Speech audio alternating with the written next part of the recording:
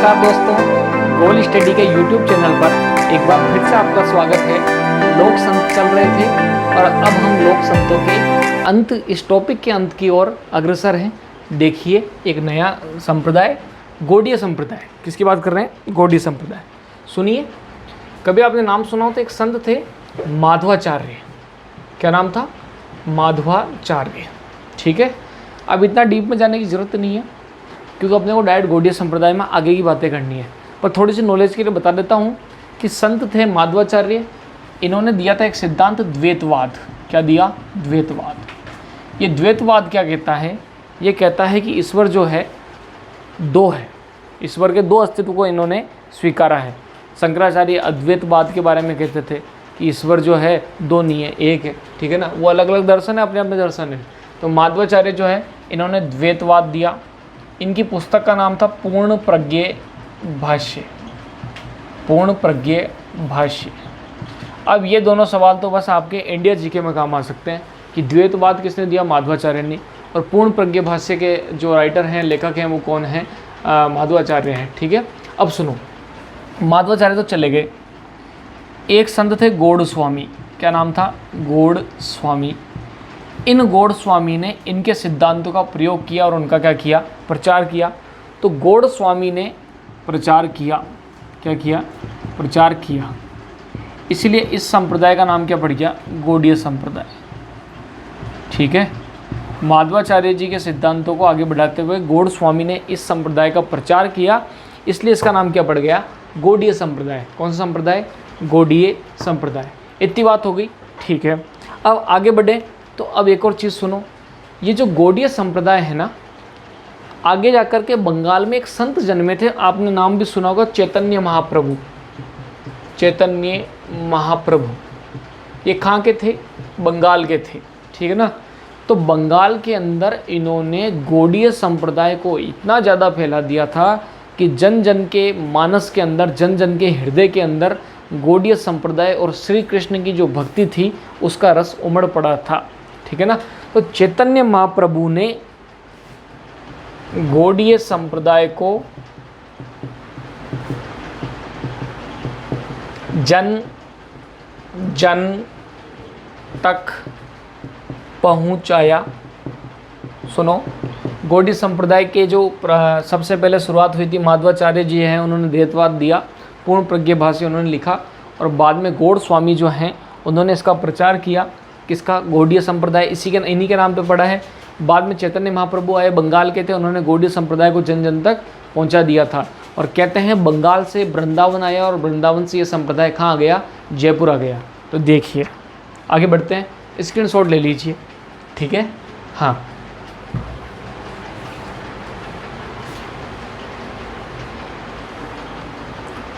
हो गई यहाँ तक बात।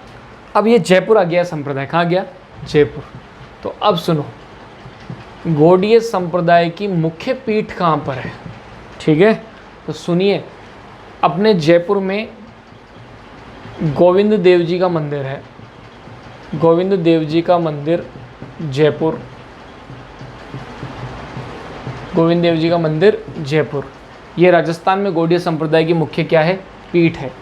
गोविंद देव जी जो हैं, जयपुर के शासक जो हैं, इनको अपना आराध्य मानते हैं कहीं ना कहीं। और गोविंद देव जी जो हैं, उनको जयपुर के शासक कहते हैं कि हम शासक नहीं हैं। शासक कौन है जयपुर के? गोविंद देव जी। और हम तो उनके क्या हैं? दीवान हैं। तो जयपुर के शासक स्वयं को गोविंद देव जी का दीवान मानते हैं। जयपुर के शासक स्वयं को गोविंद देव जी का दीवान मानते हैं। हो गई इतनी बात। ध्यान रहेगी आपको ये चीज़ कि गोविंद देव जी का मंदिर जो है वही गौड़ीय संप्रदाय की राजस्थान में मुख्य पीठ है। और ये कहाँ पर है? जयपुर में। और जयपुर के शासक स्वयं को किसका दीवान मानते हैं? गोविंद देव जी का दीवान मानते हैं। और अब एक और बात सुनो कि जो गोविंद देव जी का मंदिर जयपुर है, ठीक है ना, नया वाला जो गोविंद देव जी का मंदिर है, एक तो पुराना है और एक नया है। हमें नए से मतलब है गोविंद देव जी का नया मंदिर जयपुर में सवाई जयसिंह ने बनवाया। किसने बनवाया? सवाई जयसिंह ने बनवाया। ठीक है, ये बात भी आपको क्या रखनी है, ध्यान रखनी है कि जयपुर में जो गोविंद देव जी का नया मंदिर है वो किसने बनवाया? सवाई जयसिंह ने बनाया। और गोविंद देव जी का जो मंदिर है गौड़ीय संप्रदाय की मुख्य क्या पीठ है? गौड़ीय संप्रदाय जो है किसके नाम पे नाम पड़ा? गौड़ स्वामी के नाम पे पड़ा। इसको जन जन तक किसने पहुँचाया था? चैतन्य महाप्रभु ने पहुँचाया था। इतनी बात आपको आ रही है समझ में? ठीक है, अब सुनो मेरी बात। गोविंद देव जी का मंदिर जो है जयपुर, सवाल आएगा गोविंद देव जी जयपुर जो है किस संप्रदाय से संबंधित है? गौड़ीय संप्रदाय से। इसके अलावा एक सवाल आएगा गोपीनाथ जी जो हैं, गोपीनाथ जी का मंदिर जयपुर में ये पड़ता है, ये भी किस संप्रदाय से संबंधित है? गौड़ीय संप्रदाय से संबंधित है। अगला सवाल आएगा आपके मदन मोहन जी, ये काम का भाई मदन मोहन जी कहाँ है? करौली में। मदन मोहन जी करौली, ये भी किस संप्रदाय का मंदिर है? गौड़ीय संप्रदाय का।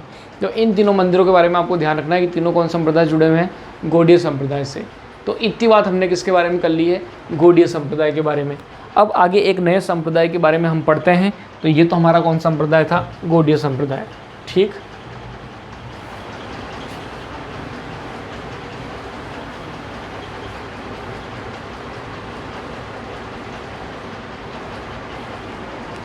अब एक नए संप्रदाय के बारे में हम पढ़ने जा रहे हैं, नवल संप्रदाय। कौन सा संप्रदाय? नवल संप्रदाय। आसान रह गए हैं अब संप्रदाय छोटे छोटे से। इसके प्रवर्तक कौन थे? नवल दास जी। कौन थे? नवल दास जी। ठीक है, कौन थे? नवल दास जी। ये नवल दास जी जो थे ये कहाँ के थे? कहाँ इनका जन्म हुआ था? नागौर में एक जगह पड़ती है हसोलाव।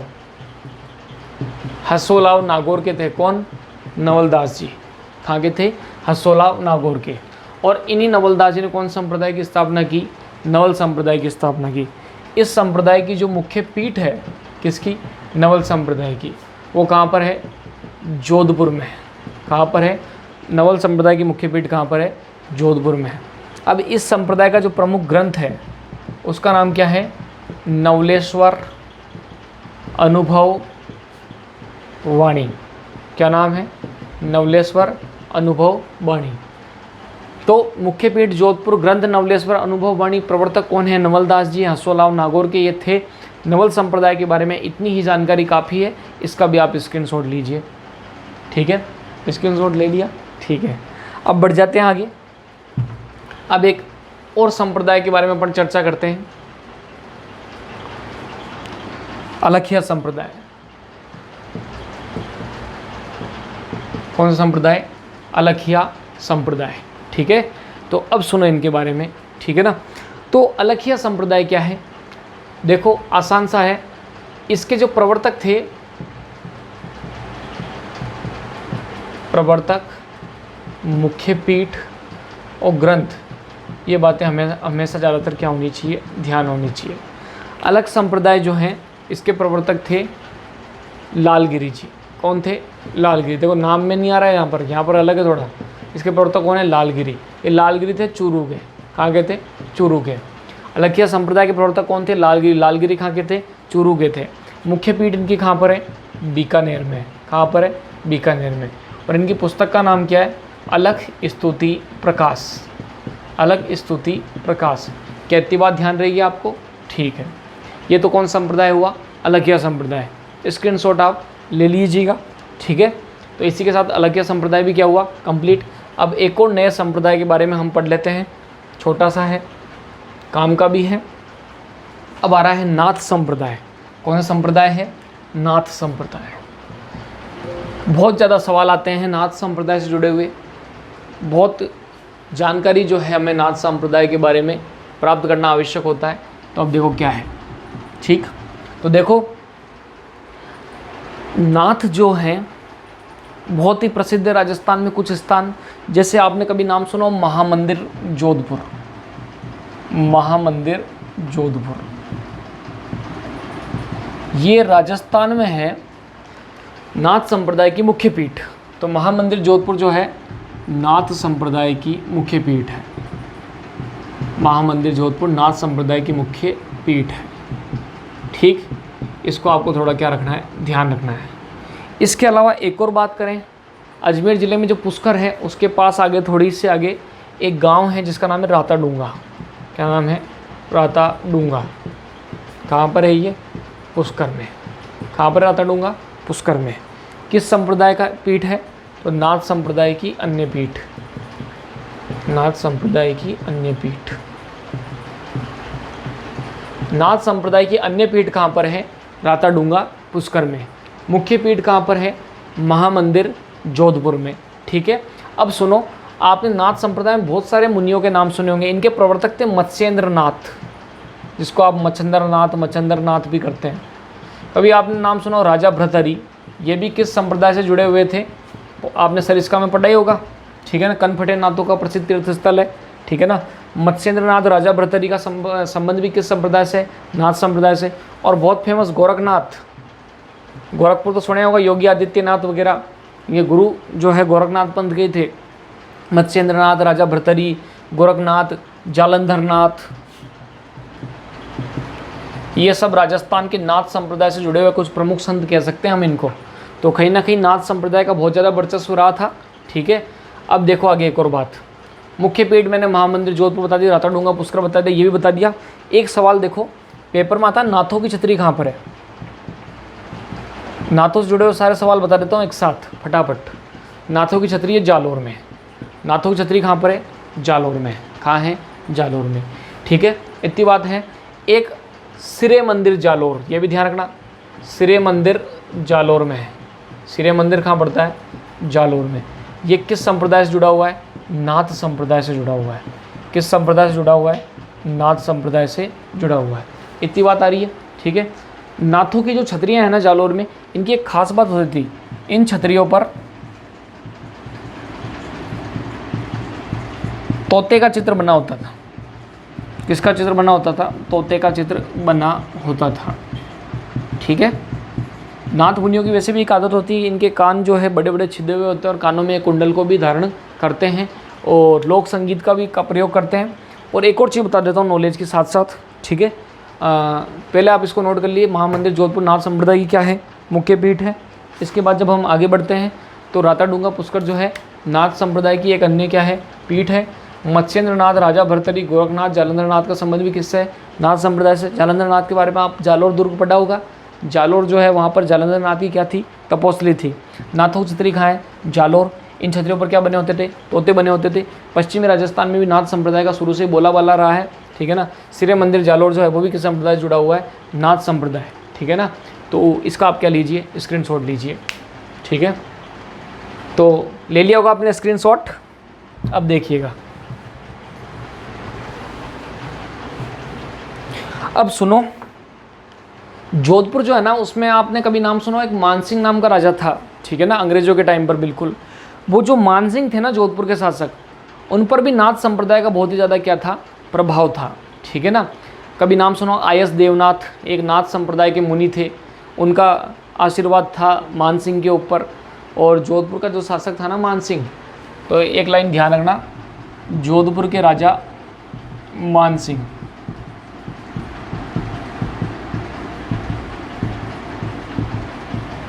नाथ संप्रदाय से अत्यंत प्रभावित थे। नाथ संप्रदाय से अत्यंत प्रभावित थे।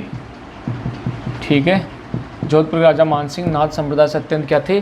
प्रभावित थे और उन्होंने नाथों से जुड़े हुए मंदिर भी बनाए थे। देखो ना, महामंदिर जोधपुर में ही तो है। ठीक है। इतनी बात आ रही है आपके समझ में? ठीक है। तो अब सुनो, हमने नाथ संप्रदाय के बारे में भी जान लिया है। लगभग देखा जाए तो मैंने आपको 22 संप्रदाय बता दिए हैं। ठीक है।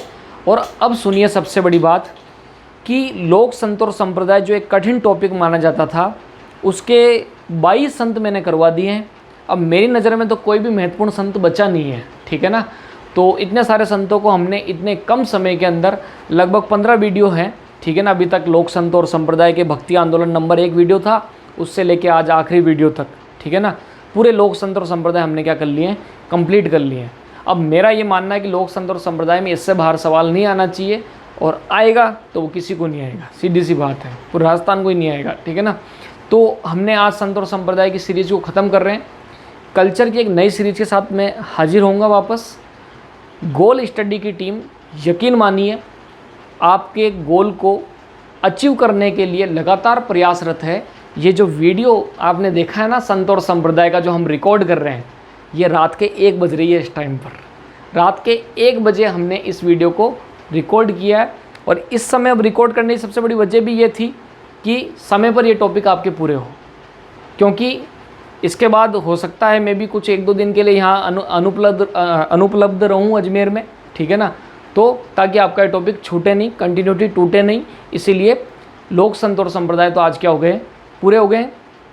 अगला जो टॉपिक होगा जनजातीय टॉपिक को मैं ले लूँगा, क्योंकि बड़ा टॉपिक है और अधिकांश लोगों का पढ़ा हुआ भी नहीं होता, ठीक है ना।